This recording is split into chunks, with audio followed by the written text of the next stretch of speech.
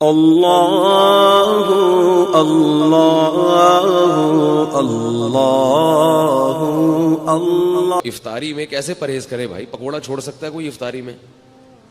اب کسی ڈاکٹر کو بولتے ہو وہ بولے پکوڑے نہیں کھاؤ، سمجھ پکوڑے نہیں کھاؤ، دنیا چھوڑ دیں گے یار۔ افطاری میں ہم سموسے کیسے چھوڑ سکتے ہیں؟ اور کراچی کی گرمی کے روزے، اتنے ٹف روزے، اتنی گرمی میں انسان بیٹھے اور کھچڑی کھائے گا کیا افطاری میں بھائی؟ تو ہم کہتے ہیں بھائی آدمی کچھ کھائے تو تمیز کے ساتھ۔ اور یاد رکھو یہ پکوڑا اتنا نقصان دہ چیز نہیں ہے جتنا اس کو بدنام کیا جاتا ہے۔ بات میں آ رہا ہوں موضوع کی طرف، چھوٹا سا آپ کو ایک ہلکی سی بات افطاری کے حوالے سے بتا دوں۔ سموسے نقصان دیتے ہیں، پکوڑے نقصان نہیں دیتے۔ سموسے میدے کے بنے ہوئے ہوتے ہیں، وہ نقصان دیتے ہیں۔ سموسا اگر کھانا ہے اندر کے آلو نکال کے کھا جاؤ، اس کے میدا نہ کھاؤ، وہ جو ہوتا ہے نا پاپڑ اس کا، وہ میدا ہے، وہ نقصان دے گا۔ پکوڑا ہے بیسن، بیسن صحت کے لیے بہت مفید چیز ہے۔ بیسن میں فولاد ہوتا ہے، طاقت ہوتی ہے، البتہ اس کو ہم چونکہ تیل میں تلتے ہیں تو وہ گڑبڑ کر جاتا ہے تھوڑا سا، تو اب افطاری میں تو چلتا ہے نا۔ تو اس لیے پکوڑوں کو جتنا بدنام کیا جاتا ہے نا، اتنا وہ قابل ملامت ہے نہیں۔ تو جتنی ملامت ہے وہ سموسوں پہ لے جایا کریں آپ، ٹھیک ہے؟ تو میں جب سموسا کھاتا ہوں نا تو اندر سے آلو نکال کے کھا جاتا ہوں۔ میرے سامنے جو بیٹھا ہوتا ہے وہ پاپڑ کھا رہا ہوتا ہے، وہ سمجھتا ہو کہ یہ مفتی صاحب میرا اکرام کر رہے ہیں، حالانکہ یہ سازش ہوتی ہے جس کو وہ سمجھ نہیں پا رہا ہوتا۔ دوسرا ایک چھوٹی سی بات آپ کو صحت کے حوالے سے بتا دوں کہ اللہ کا واسطہ کولڈ ڈرنک سے روزہ مت افطار کیا کرو، گردوں کی ایسی کی تیسی ہو جاتی ہے۔ کولڈ ڈرنک ویسے بھی نقصان دہ چیز ہے، لیکن اگر آپ نے اس کے نقصان کو 100 گنا بڑھا دینا ہے تو اس کا طریقہ یہ ہے کہ آپ کولڈ ڈرنک سے روزہ افطار کریں۔ لوگ کیا کرتے ہیں کہ خالی پیٹ ہے، پیاس شدید لگ رہی ہے اور پیپسی سے روزہ افطار کر رہے ہیں۔ گردے جو ہے نا اس وقت مانگ رہے ہوتے ہیں کوئی لیکوڈ چیز، اس وقت آپ نے اگر پانی نہیں پیا اور آپ نے اس پہ کولڈ ڈرنک چڑھا دی تو وہ گردوں کی ایسی کی تیسی ہو جاتی ہے۔ کسی بھی ڈاکٹر سے پوچھ لیں، بہت جلدی برباد ہو جاتے ہیں گردے۔ تو پہلے 3-4 گلاس سادہ پانی پی لیں، پھر ویسے تو پھر بھی نہ پئیں، لیکن اگر پھر پی لیا جائے تو اتنا نقصان نہیں دیتی۔ سمجھ رہے بات کو کہ نہیں سمجھ رہے؟ اسی طرح چینی والی چیز افطاری میں، چینی کا شربت جو ہم پیتے ہیں خالی پیٹ، یہ بھی گردوں کو نقصان دیتا ہے۔ چینی جو ہے نا، چینی یہ وائٹ پوائزن ہے، وائٹ پوائزن، سفید زہر ہے۔ یہ چینی جب تیار ہوتی ہے تو یہ بالکل کالے کلر کی ہوتی ہے، یہ کوئلہ بن چکی ہوتی ہے۔ اس میں ایک کیمیکل ڈالا جاتا ہے رنگ کاٹ، جو اس کے رنگ کو کاٹ کے کیا بنا دیتا ہے؟ سفید کر دیتا ہے بالکل۔ تو وہ بہت خطرناک کیمیکل ہے۔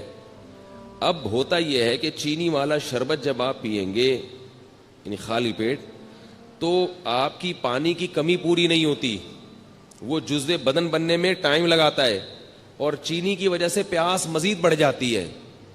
پانی پیتے رہتے ہیں مگر جسم میں پانی کی کمی پوری نہیں ہوتی۔ تو کام الٹا ہوا کہ نہیں ہوا؟ کیا خیال ہے بھائی؟ اور پھر اوپر سے وہ کیمیکل ہے۔ تو اس لیے بہتر یہ ہے کہ نبی صلی اللہ علیہ وسلم نے کھجور سے روزہ افطار کرنے کا حکم دیا، اس کو طیب چیز قرار دی۔ کھجور کھائیں، اوپر سے سادہ پانی پی لیں، تھوڑا سا ٹھنڈا بھی ہو چلے گا۔ ہم چائنیز نہیں ہیں کہ بالکل ہی ابلے ہوئے پانی پئیں، اتنے بھی بیوقوف نہیں ہونے چاہیے انسان کو کہ وہ ابلے ہوئے پانی جو ہے نا گرم گرم پینا شروع کر دے۔ نبی صلی اللہ علیہ وسلم نے ہمیشہ ٹھنڈا پانی پیا ہے، لیکن فریج کا ٹھنڈا نہیں، چشموں کا ٹھنڈا۔ تو ہلکا سا پانی ٹھنڈا ہو یہ اچھا ہے، زیادہ نہ ہو، لیکن گرم پانی پینا۔ اگر اس سے میرا ملفوظ یاد رکھیں کہ چائنیز کہتے ہیں گرم پانی سے عمر لمبی ہوتی ہے، تو گرم پانی پی کے زندہ رہنے سے بہتر ہے ٹھنڈا پانی پی کے مر جاؤ۔ صحیح ہے نا؟ ایسے زندگی کا کیا فائدہ ہے جس میں آپ کو یہ لذت، جو نبی صلی اللہ علیہ وسلم نے تو اللہ کی جو محبت مانگی ہے نا، اس کو تشبیہ دی ہے ٹھنڈے پانی سے کہ اے اللہ مجھے اپنی محبت محبوب بنا دے، وَمِنَ الْمَاءِ الْبَارِدِ، ٹھنڈے پانی سے بھی زیادہ محبوب بنا دے۔ اس سے کیا پتہ چلا کہ ٹھنڈا پانی انسان کو محبوب ہوتا ہے، اور نبی صلی اللہ علیہ وسلم کو بھی محبوب تھا۔ اور حدیث میں آتا ہے کہ ہمارے نبی کے لیے ٹھنڈا پانی باقاعدہ انتظام کیا جاتا تھا، اس کا کنویں کا چشموں کا جو ٹھنڈا پانی ہے لایا جاتا تھا. تو ٹھنڈا پانی جو نیچرل ٹھنڈا ہو یا تھوڑا بہت فریج کا رکھا ہوا ٹھنڈا وہ زیادہ اچھا ہے بنسبت یہ جو کھولتے ہوئے گرم پانی پہ آج کل حکیموں نے لوگوں کو لگا دیا ہے، ڈاکٹروں نے بھی، اور چائنا والوں سے یہ بدعت شروع ہوئی ہے. تو یہ نہیں کیا کریں. صحیح ہے نا. بات سے بات نکلتی ہے، موضوع ادھورا چھوڑ دوں گا نا تو مصیبت ہو جائے گی، پھر وہ مسئلہ خراب ہو جائے گا. بعض لوگ کہتے ہیں ٹھنڈے پانی میں یہ فائدے ہیں، یہ فائدے ہیں، یہ بہت سوری گرم پانی میں یہ فائدے ہیں، یہ فائدے ہیں، یقیناً فائدہ ہے، تبھی جو چائنا پی رہا ہے. لیکن جہاں فائدے ہوتے ہیں وہاں نقصانات بھی ہوتے ہیں. پہلی بات تو یہ وہ پانی نہیں ہے، اس میں پانی کا مزہ ہی نہیں ہے. آپ پیاس کے وقت قہوے جیسا پانی پی لو تو مزہ تھوڑی آئے گا پینے میں. تو اللہ نے تو یہ ان نعمتوں میں ایک لذت بھی تو رکھی ہے نا. کیا خیال ہے؟ لذت بھی تو رکھی ہے. اور دوسری بات یہ کہ جہاں کچھ فائدے ہیں وہاں کچھ نقصان بھی ہیں. نقصان بھی ہیں. وہ آپ کی جو انرجی ہے نا وہ ختم ہو جاتی ہے اس سے. آپ کبھی تجربہ کر کے دیکھیں، آپ دوپہر کھانا کھا کے گرم پانی پیئیں کھولتا ہوں، آپ کو قیلولے میں نیند نہیں آئے گی صحیح طرح سے، نیند خراب ہو جائے گی، آپ کی نیند کا سسٹم آپ کا متاثر ہوگا. تو کھانے کے بعد تو نہ ٹھنڈا پئیں نہ گرم پئیں، اور کھانے کا 1 گھنٹے کے بعد آپ نے ہلکا سا ٹھنڈا پانی ہے نارمل پانی وہ پی لیا اس. تو افطاری میں چینی کا شربت خالی پیٹ بولنے بھائی نہ پئیں، اس سے پانی کی کمی پوری نہیں ہوتی اور پیاس بار بار لگتی ہے. اور اگر کسی کو چینی کا شوق ہے ہی بہت زیادہ تو چینی کا نقصان کم کرنے کے لیے ایک آپ کو ٹوٹکا بتا رہا ہوں. وہ نقصان کم ایسے ہوگا کہ کچی چینی زیادہ نقصان دیتی ہے، پکی ہوئی چینی کم نقصان دیتی ہے. میں نے گھر میں حکم دیا ہوا ہے، حکم کیا، گزارش کی ہوئی ہے گھر والوں سے. حکم کہاں بھائی، ریکارڈ ہو رہا ہے بیان. گزارش کی ہوئی ہے کہ چینی کو پانی میں ڈال کے ابال لو اور اس کا شیرہ بنا لیں. چینی کو نا خوب اچھی طرح پکائیں، پانی میں ڈال کے بہت اچھی طرح پکائیں، خوب اچھی طرح پکا کے نا اچھی طرح بوائل کر کے اس کا شیرہ تیار کر کے بوتل میں بھر کے رکھ لیں. وہ پکی ہوئی چینی ہے، اس میں جو اس کے کیمیکل ہے نا وہ جلنے اور پکنے کی وجہ سے اس کے زہریلی اثرات ختم نہیں ہوتے، کم ہو جاتے ہیں. آ رہی ہے بات؟ ختم نہیں ہوتے، کم ہو جاتے ہیں. تو اب اگر وہ شربت میں ڈال کے پئیں گے تو نقصان تو پھر بھی ہوگا مگر کم ہوگا. شربت میں یا کھیر میں یا حلوے میں جو بھی آپ لوگ کھاتے ہیں، ہم نہیں کھاتے حلوہ بھائی، ٹھیک ہے نا.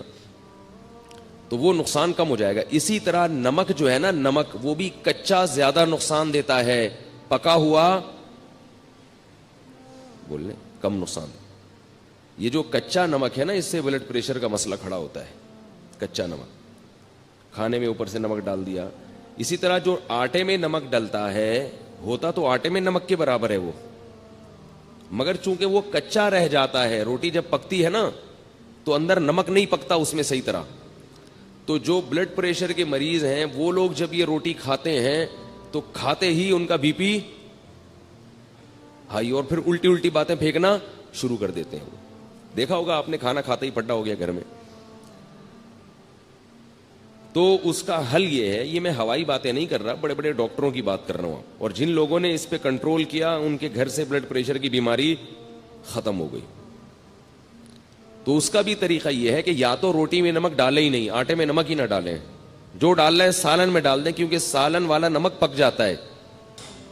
سمجھ رہے ہیں نا؟ جب سالن میں نمک ڈالا جاتا ہے تو وہ کیا ہو جاتا ہے؟ پک جاتا ہے. تو پکنے سے اس کے اثرات کم ہو جاتے ہیں. تو یا تو روٹی میں نمک ڈالیں ہی نہیں. اور اگر نمک ڈالنا ہے تو وہی طریقہ کہ جیسے چینی کا آپ نے شیرہ تیار کر لیا تو نمک کو بھی پانی میں ڈال کے اچھی طرح بوائل کر لیں، خوب اچھی طرح پکائیں اس کو، اور پھر وہ شیرہ یعنی نمک کا جو لیکوڈ ہے وہ آپ بوتل میں محفوظ کر لیں. کیا ہو گیا بھائی؟ بہت آپ کے فائدے کی بات کر رہا ہوں، آپ کے فائدے کی بات کر رہا ہوں. اور یہ ان کا چیزوں کا ہمارے دین اور مذہب سے بھی تعلق ہے. ہمارے نبی نے صحت کی حفاظت کا ہمیں حکم دیا ہے. خاص طور پہ بلڈ پریشر سے صحت خراب نہیں ہوتی، ایمان بھی خراب ہو جاتا ہے، گھر بھی خراب ہو جاتا ہے. جو بیوی کے مریض ہیں نا، طلاقیں بھی اکثر وہی دیتے ہیں، اور بچوں کو بھی اٹھا اٹھا کے کوٹتے رہیں گے، پھینکتے رہیں گے. جب اب بلڈ پریشر کے مریض ابا گھر آئیں گے تو بچے کانپنا شروع کر دیں گے. تو اس لیے نمک کا یہ طریقہ. تو چینی اور نمک آپ نے کیا کرنا ہے, پکا کے رکھیں گھر میں. اور اس کا بڑا فائدہ بھی ہے. جب چینی کا شیرہ تیار ہوتا ہے تو کسی بھی شربت میں یا اس کو گھولنا آسان بھی ہوتا ہے. شیرہ ہے وہ یوں کر کے لاؤ, لیکن اس کے لیے تھوڑی سی خواتین کو محنت کرنی پڑے گی, ٹھیک ہے نا. بہت محنت والا کام ہے یہ. اس میں خواتین کو دیگچی اٹھانی پڑے گی سب سے پہلے, ٹھیک ہے نا. پھر وہ پانی ڈالنا پڑے گا اس میں, پھر اس میں چینی الٹنی پڑے گی, پھر چولہا جلانا, یا تو اس کے ذریعے جلائیں گی یا ماچس کے ذریعے, پھر ابالنا. تو کافی ٹینشن والا کام ہے, لیکن ایک دفعہ کی ٹینشن ہے, آپ کو یہ ٹینشن باقی ٹینشنوں سے بچا لے گی. اور بہتر تو یہ کہ چینی چھوڑ دیں, شہد کھائیں بھائی. کیا خیال ہے؟ شہد کا شربت اگر آپ افطاری میں پی لیں فائدہ ہی فائدہ. نہ صرف یہ کہ گردوں کو نقصان نہیں دے گا بلکہ فائدہ پہنچائے گا. تو آج کل کوئی اتنا مسئلہ نہیں ہے, شہد کوئی اتنی مہنگی چیز نہیں ہے, خالص ہونا چاہیے شہد. شہد کا جو ہے نا وہ پانی میں 2-4 چمچے گھول دیے, اس میں تھوڑا سا لیمن بھی ڈال دیا, اور لیمو ہونا چاہیے, کچھ اور نہ ہو. لیمو کے نام پہ آج کل مذاق بھی مل رہا ہے مارکیٹ میں. لیمن ہوتا ہے ایک جمیری ہوتی ہے, بالکل لیمو کی شکل کی ہوتی ہے, وہ نقصان دہ ہوتی ہے. تو آپ نے اس کو بولنا بھائی مجھے لیمو چاہیے, لیمو.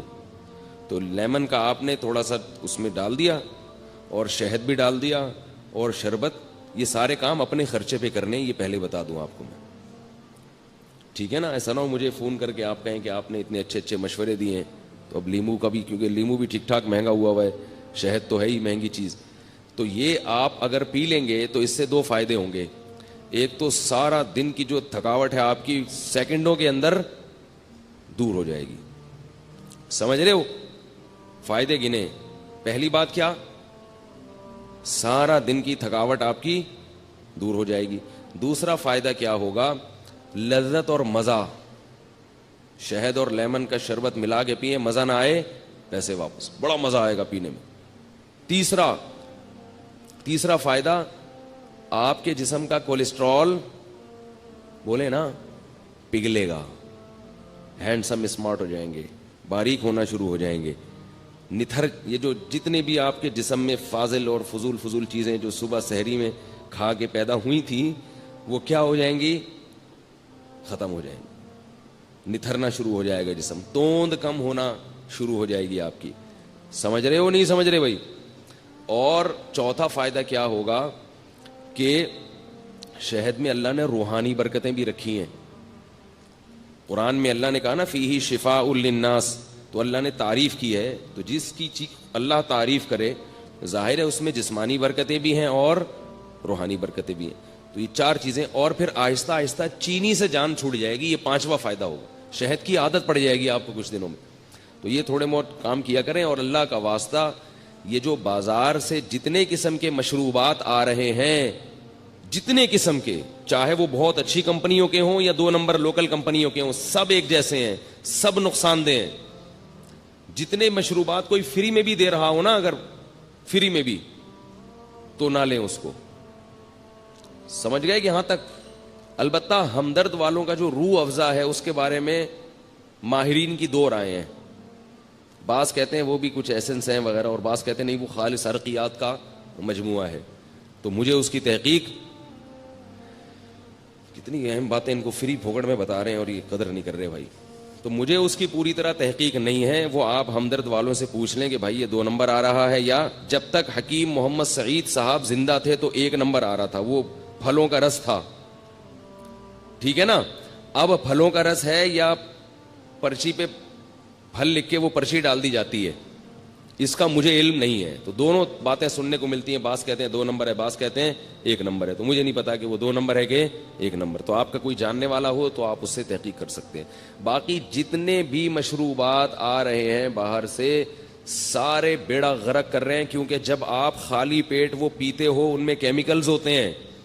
وہ کیمیکلز آپ کے گردوں کو فوری طور پر متاثر کرتے ہیں. گردوں کے اتنی بیماریاں, پہلے زمانے میں لاکھوں میں کوئی 1 گردوں کا مریض ملتا تھا. تو اپنے آپ کو ڈائلیسس پہ کیوں لانا چاہ رہے ہو بھائی؟ آپ دیکھو نا ڈائلسس کے مریضوں کو جا کے ہسپتال میں دیکھو, پناہ مانگو گے اللہ کی آپ کہ اللہ مجھے بچا لے اس عذاب سے.